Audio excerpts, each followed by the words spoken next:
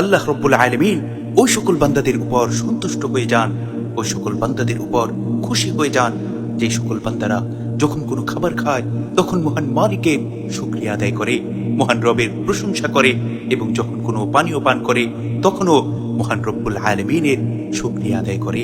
সুবহানাল্লাহ, সুবহানাল্লাহি ওয়া বিহামদিহি, সুবহানাল্লাহিল আযীম।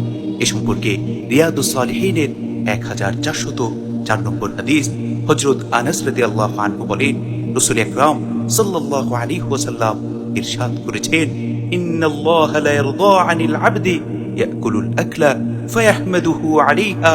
নিশ্চয় আল্লাহ রাব্বুল আলামিন সেই বান্দার প্রতি সন্তুষ্ট হয়ে যান যেই বান্দা কিছু খেলে আল্লাহ রাব্বুল আলামিনের প্রশংসা করে, ওয়ায়াশরাবুশ শারবাতা ফায়াহমাদুহু আলাইহা, এবং কোনো কিছু পান করলেও আল্লাহ রাব্বুল আলামিনের প্রশংসা করে, অর্থাৎ আলহামদুলিল্লাহ পাঠ করে। এমন বান্দার উপর মহান মালিক সন্তুষ্ট হয়ে যান।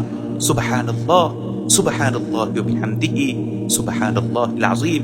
এজন্য যখনই আমরা কোনো খাবার খাবো, কোনো পানীয় পান করব, খাবারের শুরুতে অবশ্যই আল্লাহর নাম নিয়ে খাবার শুরু করব, অর্থাৎ বিসমিল্লাহ বলে খাবার শুরু করব, এবং যখন খাবার শেষ করব অবশ্যই আল্লাহ রাব্বুল আলামিনের প্রশংসা করব, অর্থাৎ আলহামদুলিল্লাহ বলবো। যদি আমরা খাবারের শুরুতে বিসমিল্লাহ বলে খাবার শুরু করতে পারি এবং খাবার শেষে আলহামদুলিল্লাহ বলে আল্লাহ রাব্বুল আলামিনের প্রশংসা করতে পারি, তাহলে ইনশাআল্লাহ ইনশাআল্লাহ অবশ্যই আল্লাহ রাব্বুল আলামিন আমাদের জন্য তার নিয়ামতকে বৃদ্ধি করে দিবেন এবং আমাদের উপর সন্তুষ্ট হয়ে যাবেন। সুবহানাল্লাহ, সুবহানাল্লাহি ওয়া বিহামদিহি, সুবহানাল্লাহিল আযীম। আল্লাহ রাব্বুল আলামিন আমাদের প্রত্যেককে এই আমলটি করার তৌফিক দান করুন। আমিন।